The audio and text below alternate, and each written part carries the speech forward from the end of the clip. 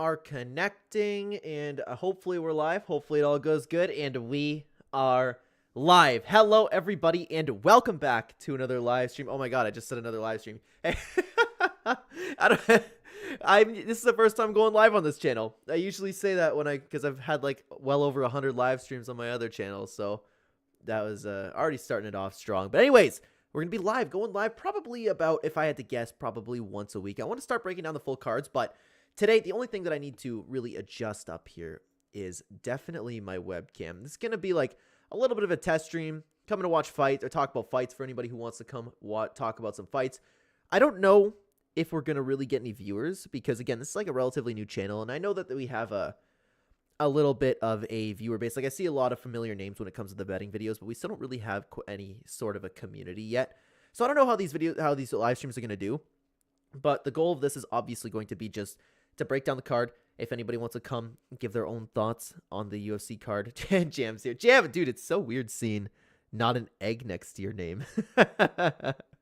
But so if anybody wants to come break down the fights, that's what it's going to be all about. That's what I'm going to try to do weekly here for the cards. But again, this is going to be kind of serving like a test stream over here. So today we're only break down the main card. We're going to talk about if anybody wants to give their thoughts on the card. And if not, because again, I don't know how the viewership's going to do on these. It'll be another fight breakdown. JL, what is going on? Welcome to the stream. Welcome, welcome, welcome. So, going to talk about some fights here. I am excited to talk about some fights. We're going to be talking about the main card today. And this is honestly, probably my favorite main card in recent history. Is it better than UFC 299, UFC 300? I don't know because like all of these fights here, like I have them up on my screen over here. We have like just the main card, okay? I know the prelims, they could be a little bit of work here, but even the prelims are really, really solid. Really solid. I can't wait to watch Anthony Hernandez, Roman Kopylov. Same with Merab Cejudo, Neil Gary, Whitaker Kosa, Volk, Ilia Topuria. This is one of the greatest main cards we have ever had for UFC, honestly. And like, even if I want to take a look at it, you know what? I'm going to do it, okay? Just let's take a look at UFC, okay? I'm like, take a look at UFC 298. This is the main card we just took at, but UFC 299 for the main card? Oh, I don't know. What's better? I don't know what's better. Because this is a fantastic main card as well. Kevin Hall and Michael Page? Oh, man. I don't know, because Petr Yan versus Song Yadong was one of the fights that I have been looking forward to more than, like, any fight ever. That was one of my dream matchups. But even, like, we go all the way to UFC 300, then we get to a card where actually they might be better. Depending on what the main event is. Regardless, that's not what we're talking about. Let's break down this fight. Okay, so Anthony Hernandez, Roman Kopylov. The most important thing to note is, and this is a whole point of the live stream, I would be happy to hear any opinions on this fight, right? Roman Kopylov is taking this on short notice. That's a little bit of a problem, okay? Because we don't know, and taking a fight on short notice is different from taking on a short notice fight against a guy like Anthony Hernandez. A guy who's going to constantly push the pace, constantly be in your face. The only reason that he should not have to be, like, a reason to be in Kopylov's face is what if he's a little bit tentative? What if he's a little bit worried about the kicks or the striking that be coming his way?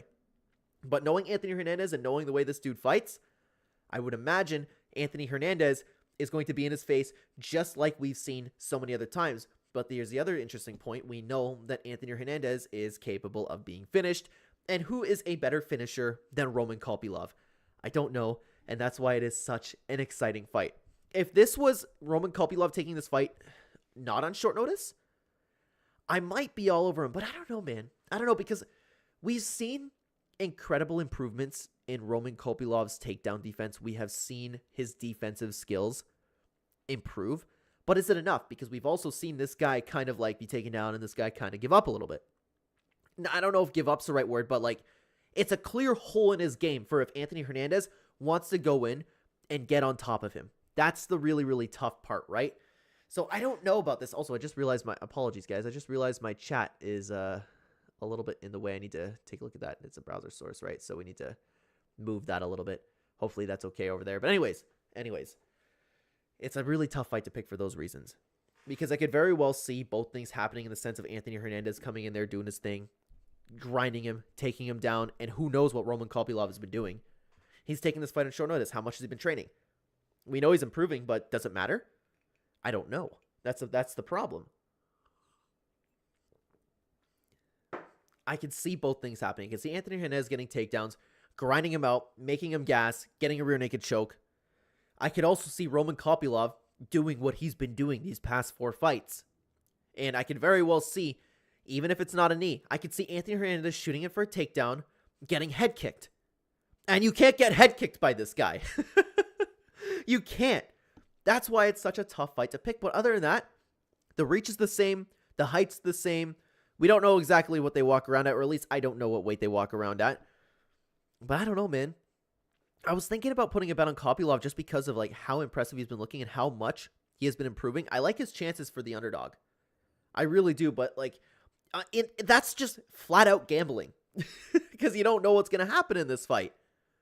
It's such an interesting fight, and it's a shame, honestly, that these two have to fight because one guy, the fact that one of these guys has to lose, and especially if it's going to be Roman Kopylov, if he loses on short notice, it's going to be really sad for him because he's been putting in so much work. The dude's 12-2 now. When was his last loss? That was 2 years ago. So in these past 2 years, he has been putting on, and it's not just winning, okay? It's not just winning. These are spectacular performances. What's up, Bonnie? Welcome.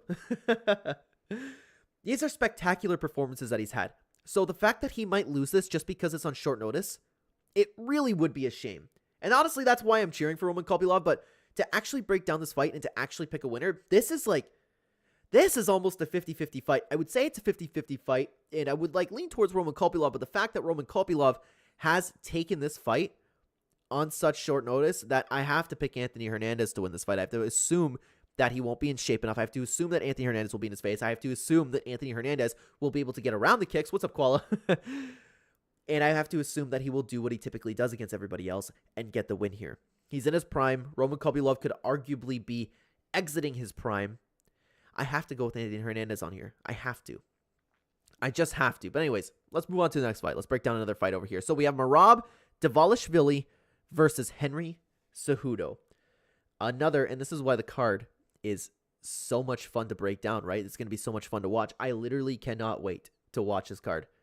Is because it's too bad that Henry Cejudo is 37 years old. Because if these two were in their prime, I'd be like, what do you do? How do you break down this fight? How could you possibly pick a winner? But there is a couple asterisks when it comes into this fight because Merab Dvalishvili is coming off of I believe it was a hand surgery. If not, it was like the wrist or something like that. Regardless, he just had surgery. He was out for a little bit, okay? And that's a big problem because when you have a guy like Merab who pushes such a pace that you're used to seeing, this guy has inhuman cardio, right? If anybody's ever watched Merab Dvalishvili fight, you know that this dude, it's almost like this dude's genetics alone could outdo any EPO that anybody could possibly put into their fighting. Cool. Let's go fighting or gaming. Hey, we're switching over to the stream. We're switching over the stream for today. But I appreciate you coming on over here. But anyways, as I was saying, there's a big problem when you have a guy like Merab who needs to be in the best shape of all time, right?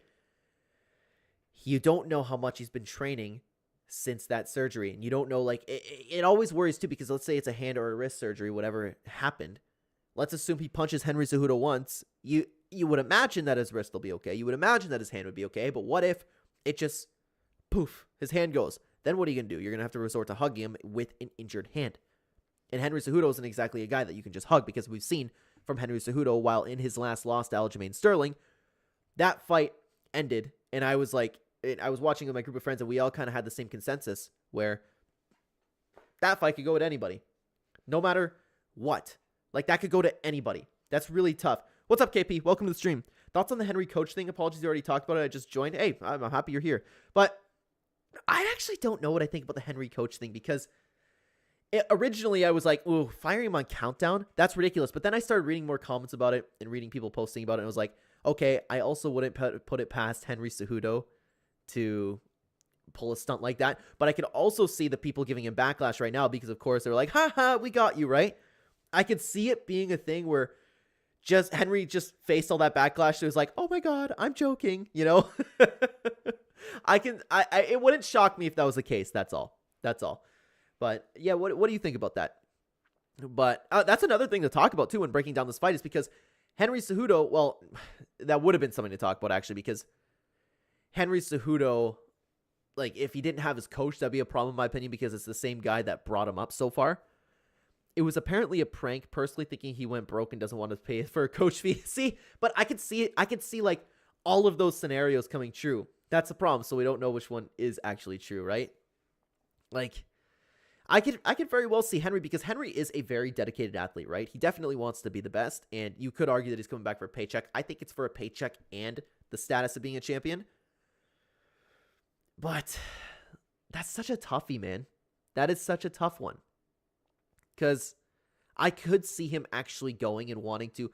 I could see him getting complacent with his coach, and he's been there the entire time, so he'll need somebody new. But I don't think it's a good idea personally. I think you should be with the same guy who brought you up and to become a champion, right? It's a really, really tough situation. But if that's the case, if he was doing it, it wasn't prank, I think that's really, really scummy to like not do, or I mean to do on Countdown in front of cameras. I don't like that. But anyways, talk about the fight. So the other thing that you have to worry about is, coincidentally, like we were just talking about with the coach, is you have to question Henry Cejudo's motivations. I personally believe that Henry Cejudo is still in this to become a champion. I personally believe that he is training as hard as possible as he could possibly train. But the reality is, the dude's 37. There's a potential reason for him fighting, being that for the paycheck. He's already talking about retirement. He has one foot out the door, because if he like, I lose this, I'm done. You have to question his motivation. Even if it's like, okay, I'm here, I want to be champion. That's kind of got to be in the back of your head, to the point where you could be training harder. While Merab, I would imagine this dude is as focused as could possibly be, because Aljamain Sterling's gone. He can now get a title fight. If he wins this, he's probably next, unless O'Malley pulls something and doesn't want to fight him and like fights a number 6 contender again. But Merab has title implications on the line. Henry Cejudo, even if he wins though, is he going to get a title shot? Probably not. I don't think Dana White likes him very much, especially for, again, this is a little bit up for debate, but I believe that his retirement was a negotiating tactic. What's up, Sega? How you doing today? I can see this going to a split decision, so for me, it's a dog or pass. Really? I actually really think that, again, assuming that Merab is healthy, the reason why I'm probably not touching this, but I might, just because, like, I think that the most likely scenario on this whole card when it comes to breaking down fights is Merab wins. But you have the big problem that I really, really is stopping me from putting money down, is Merab's surgery. Anything can happen. But if assuming Merab's healthy, I don't think it's a close fight. I think that Henry Cejudo's too old. But still, dog or pass, I don't mind that either. 100%. Cejudo is a lot of things, but not, or unmotivated is not one of them. I just don't know how any fighter can handle that pace from, yeah, exactly. And apologies, guys. A little bit of a test stream going on here. My chat is fixing the box over there. So there we go. Yeah, you can't handle Merab's pace. He made Petr Yan drown. When do you ever see that? I don't even know if any other fighter ever could make Petr Yan drown. You know, maybe this isn't the place for me. I don't know what the hell this is about, and I don't think we really care. Thank you for coming, Koala. I really appreciate you coming. That's what I tried telling you. No hard feelings either way. For those of you who just joined the stream, by the way, I was just streaming over my gaming channel, and I was like, guys, don't feel like you have to come over because I'm going to be talking about fighting. But I appreciate you being here, Bonnie and Jen, both of you. Thank you for coming. But yeah, it's such a tough fight, because like skill for skill, you could argue too that Henry Cejudo, he's definitely the more skilled fighter, because Merab typically wins his fights with pace. And that's not to say that Merab doesn't have technique or is not a skilled fighter at all, but Henry Cejudo is clearly the better wrestler. He's clearly the better striker, kickboxer, submissions, whatever you want to say, right? He's better at all of it. But you can't beat the strength, and you can't beat the cardio of Merab. Merab is literally the definition of weaponizing cardio. Like, you could take anybody in that division. Like, you could take O'Malley. If these two are about to stand, right, O'Malley is clearly better than this guy, but the question then becomes, can he get past the weapon that Merab has, and that being cardio? I don't think Henry Cejudo will be able to. He's lucky this is a 3-round fight, because he's fighting in the toughest weight division in all of combat sports history, that being the 135 bantamweight division, at 37 years old. How has that gone historically? It hasn't gone well. But then he had a great performance against Aljamain Sterling. So clearly Henry Cejudo still has it. He took on a guy in Aljamain Sterling who was the champion, who was significantly bigger than him and still had a good performance, and there was an element of ring rust to it, which I do believe. So Henry still got it. He's defying the age. That's what I believe. But I can't not pick Merab. I can't not pick him. I have to assume that Merab is healthy. I have to assume he's coming in here to fight. Merab should be the guy to get the win here. I just really, again, I worry hard about that surgery. 135 is always evolving. Hey, what's up, Noah Gamer? 135 is always evolving too. Most skill division there is, and new tactics typically come out of the division as well. Literally, I don't even think it's close, to be honest with you. Like, people like to talk about 155 and 135 being the two best divisions. I don't think it's close. Like, 155 is a fantastic division, right? But I think, like, you could take a guy that's unranked, you could throw him in there with a Merab and a Henry Cejudo, and I'd be like, I don't know, you know?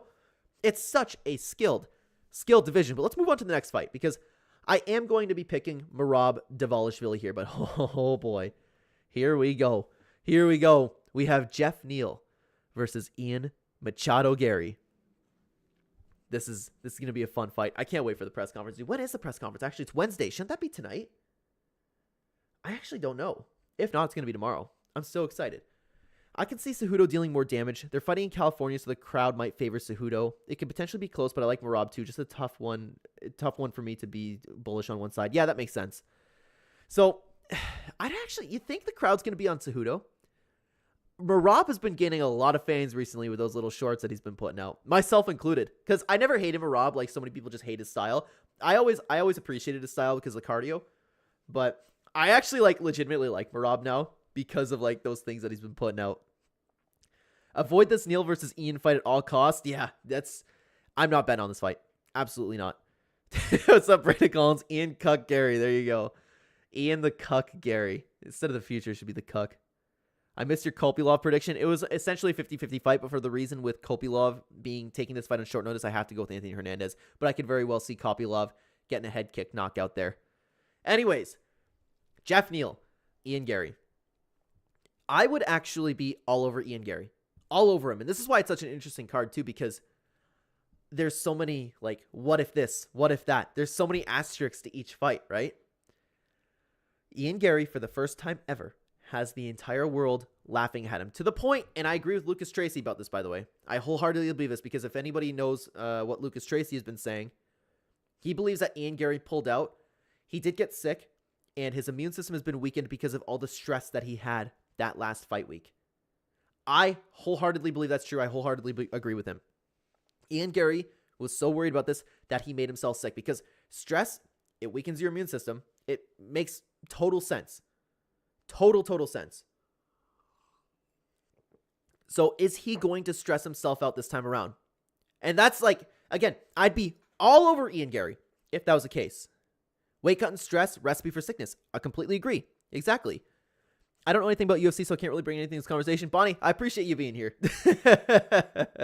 If you don't feel like you have to chat, man. But hey, honestly, if I really appreciate the support, dude. But if you don't know anything about UFC, you don't feel like you have to watch. I'm just happy you came over and said hi. That's all. Thank you. But hey, I won't complain if you're here. I'll be glad you're here. Anyways, so for the first time, Ian Gary has a whole world laughing at him. How's this going to affect him? Because even when Ian Gary was not at that last press conference, right? Colby went up there and he's like, hey, who else slept with Ian Gary's wife? And the arena boomed. It went nuts. Everybody's like, me, I slept with Ian Gary's wife. Like, that's gotta weigh on you bad, dude, right? It sucks, but like, it's ridiculous. I would imagine that would affect his performance. He's going to have the press conference, right? And everybody is going to be making fun of this guy and his wife. For Bonnie and Jam, context on this guy is, in the simplest terms possible, this guy's a cuck. But there's a lot more to that story. Ian has moved 3 gyms in the past year too. Really? I didn't know that. Oh, did he say why? Well, regardless, I wonder if it's because people were making fun of him. Look at your phone when you're done, and Ian Gary was posting Neal's mugshot. I heard. Yeah, that was a little while ago, but let's see. Brandon, I didn't see you text me. Regardless. Yeah, there's going to be trash talk back and forth. But what I was a little bit surprised to see is I just saw a clip on TikTok of Ian Gary walking up to Jeff Neal and they shook hands. So I thought there'd be bad blood there because, again, Ian Gary was walking around with this guy's mugshot on the shirt, right? So for the matchup specifically, let's say that Ian Gary, there's nothing wrong with Ian Gary. Let's say everything is happy. He's ready to fight. I would imagine Ian Gary would dance around Jeff Neal. And I would imagine it would look a lot like... Excuse me. Sorry about that, guys. I would imagine it would look a lot like the Stephen Thompson decision. He would just... Jeff Neal could have his moments, right? Jeff Neal's powerful. Jeff Neal's a great striker. But I think Ian Gary would dance around him. That's just what I see. But with the crowd booing him, imagine Ian Gary walking out and everybody's saying, Ian Gary, your wife's a whore, right? I would imagine the entire crowd doing that is got to take away from him. I would not be shocked, guys. I would not be shocked one bit if the crowd starts chanting cuck. Honestly. I see Ian as a guy who feeds on attention, whether good or bad, so not too worried about his mindset. Really? It'd probably be worse for him if he didn't have any attention.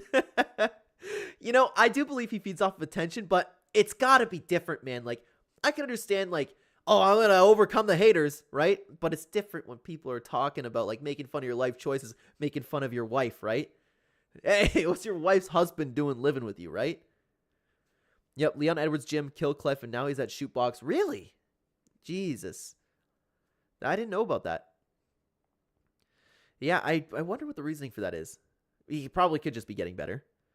The only UFC fighter I know is Conor McGregor, mainly because of how famous he is, and he's from Ireland, which I live up north from. Yeah, it's crazy. Like, it's crazy how much of an impact he's had on the world, eh?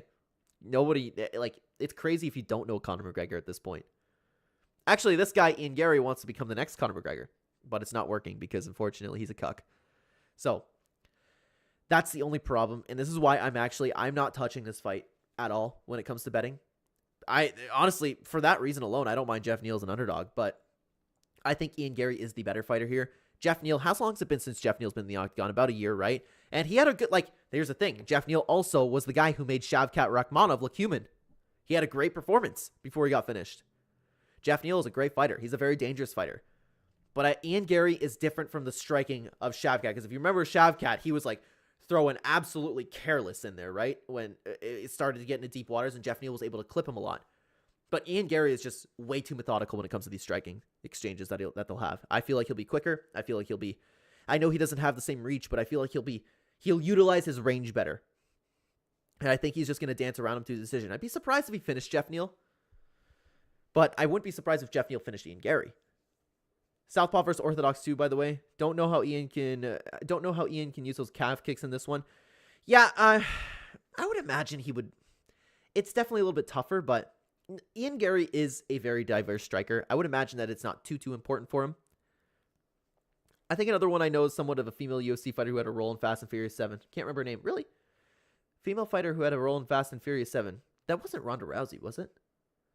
I'm actually curious. I'm going to look that up really quick. UFC fighter, Fast 7. Oh, it was Ronda. Oh, yes. Okay, the clip came up. That's Ronda Rousey. Ronda Rousey's been long gone. Long gone. So now, yeah, she got knocked out twice and got butt hurt and then never fought again. So, anyways, my official pick for this fight is going to be Ian Machado Gary. Let's move on to the co-main event. And to be honest with you guys, I'm still not believing this fight that this fight will happen. Excuse me. I will not trust Paulo Costa. I got butthurt, literally though. Is that not what happened? I'm not the best anymore. Like, goes on Ellen crying. Like, are you kidding me, dude? I can't eat an apple. Like, you're one of the most successful stars of all time. I can't believe that you have such a bad attitude. Anyways. Paulo Costa, Robert Whittaker. I'm at the point with Paulo Costa that I am with John Jones is I will not believe that this dude is fighting until I see Bruce Buffer say go. Okay? But for the sake of it, let's break it down, okay? You have Robert Whittaker coming off of is this the worst performance in his career? Probably, right? Probably, because Dricus du Plessis just overwhelmed him. It was shocking to me. I think I had money on Robert Whittaker. I think I did. I'd have to go back and take a look, but regardless, it was shocking to me. And it broke my heart. And I'm a DDP fan. I like Dricus du Plessis, but Robert Whittaker is one of my favorite fighters of all time. He's like, the dude is just so unbelievably likable, right? So I was so sad. Sorry about that. I was so sad when Robert Whittaker got finished. But the question is, Robert Whittaker at 33 years old, him getting finished the way that he did, is it possible that it was because there's a lot of miles on his body? I understand that he's only 33 years old, but this dude's been through war after war and had hours and hours in the octagon, right? Rob via Paulo Costa leaving the cage because his corner forgot his secret juice. Yeah. Yeah. Like, yeah, we don't know what type Paulo Costa is going to show up. I wonder if he's going to make weight. Dude needs his secret juice. So, I have questions about Robert Whittaker. And again, this is why it's such a great card, because when you have a card and so many fights that you're like, oh, what about this? What about that?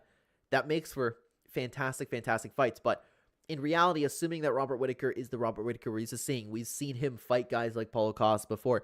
We've seen him have great performances against like Yoel Romero's, right? He's one of the most technical fighters in the entire middleweight division. I don't know about the UFC, but definitely in the middleweight division. Robert Whittaker is so good at what he does. Paulo Costa, on the other hand, you got to question his motivation. It seems like this dude just likes to be famous. Like Jam said, celebrities these days. It seems like this dude is thriving off of the meme culture on Instagram, and he's at the point now where he must take a fight. I'm surprised that the UFC is still giving this guy like big opportunities, to be honest with you. I can't believe the fight with Luke Rockhold was 1 year and 5 months ago. So another thing is, a lot of people are judging him off the Luke Rockhold performance, but that was also at elevation. He had a bad performance there because it was very evident that he was gassing. But on the other side of the coin, you can look at it as he was struggling with a Luke Rockhold who was extremely past his prime, and everybody under the sun had no issues taking on Luke Rockhold. He went on to lose in bare knuckle. He went on to give up in bare knuckle. Before that, Paulo Costa, of course, lost to Marvin Vettori, in which I would argue was still a good performance. And then, of course, the loss 3 years ago that changed everything is when he got humped by Israel Adesanya. You know what's funny, actually, is I really, really dislike Adesanya. I don't like a lot of things about him, but I laughed so hard at him. Like, just the fact that we saw him hump Costa, it was so strange. I was like, because I was looking at it, I was like, did he just hump Paulo Costa in front of millions of people? And then his reasoning for it was, I'm the big dog. Oh, it's so funny to me. I don't know why. And I hate everything else Adesanya does, but the humping part was just hilarious to me. Anyways, for this fight, I have to go Robert Whittaker. I have to go Robert Whittaker. I would imagine that he's just flat out more technical than Paulo Costa. We've seen Rob deal with guys with a style like Paulo Costa before. We know he's capable of winning, but you always have to wonder, with a guy like Paulo Costa who has no issues walking forward, taking what you give him just to give you a shot, he's a big, giant brute in there.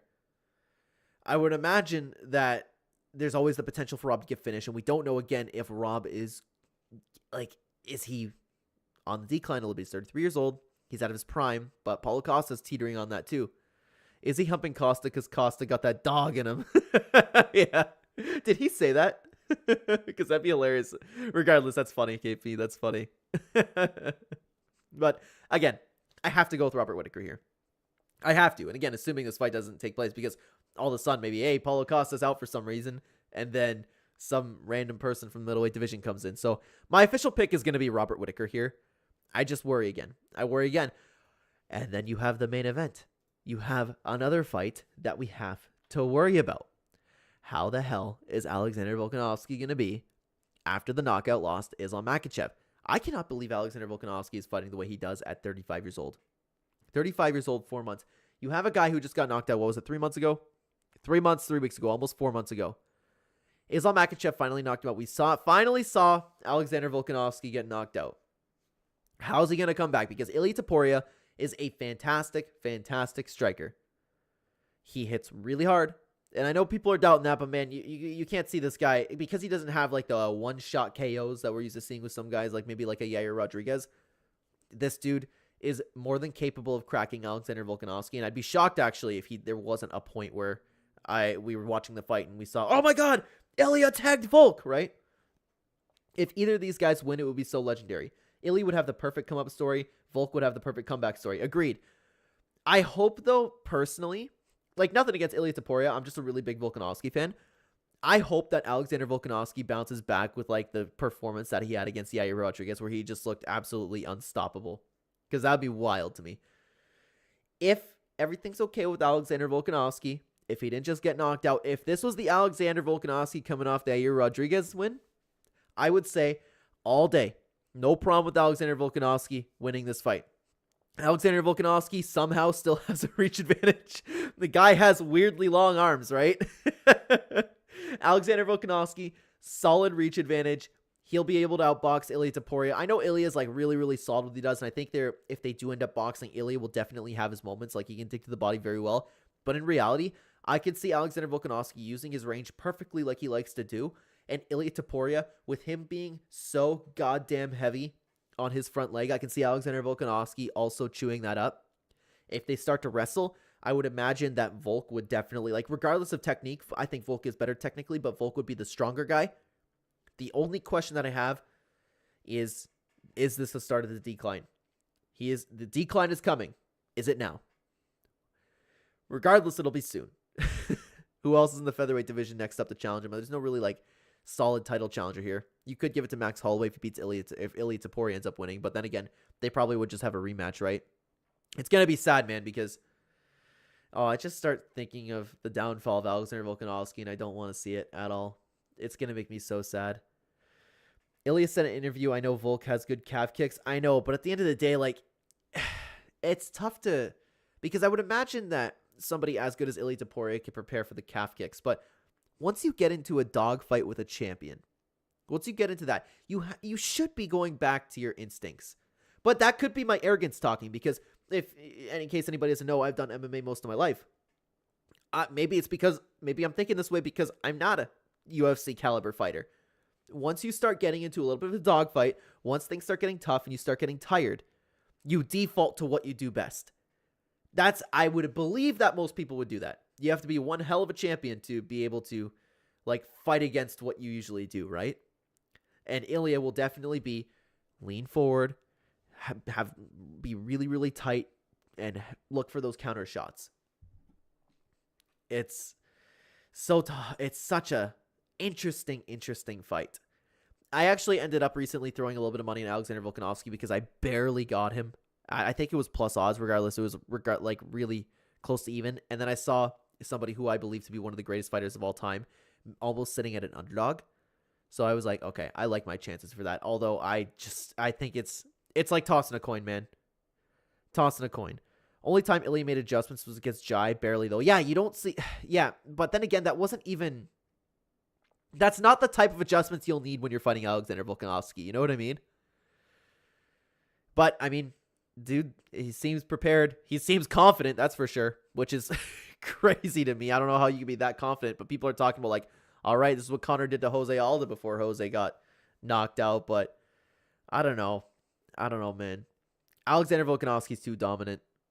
I have to pick Alexander Volkanovski. The only way I can see Ilya Topuria winning this fight is if Alexander Volkanovski just got sent on the decline because of his chin. Other than that, I am absolutely picking Alexander Volkanovski to win this fight. 100% agreed. Volk can adjust to your adjustments, right?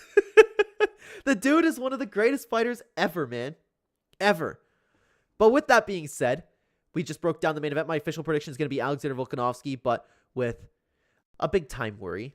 Guys, thank you so much for coming to the stream. I really appreciate you joining here. Anybody who came over from the gaming channel wanted to watch for a little bit, I really appreciate you watching this, even though there's probably a little difficult for you to watch. KP, thank you for joining the stream. Sega, thank you for joining the stream.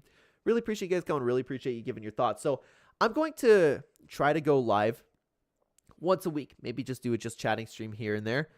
But for the most part, I want to break down the entire card. The only reason this is more of a test stream, so I wasn't going to break down the entire card. What if something went wrong? Plus, I said this in my other stream, for those of you who are still here, sorry I'm repeating myself, is I started teaching kickboxing to special kids, so I have to go do that too, so I don't have a ton of time. But I'm glad the stream has been working out. Chat's on screen too. Well, I mean, not right now. I have my full face cam. The only thing I need to work on is I have a new setup for my webcam, and it's on top of one of my monitors. I don't like sometimes how it zooms in so close, but I don't know if I can fix that. Regardless, we'll play around with it. Love you, Clen. Have a great day. Thank you for coming, KP. You too. Thanks. Real good stuff, Seg. I really appreciate that.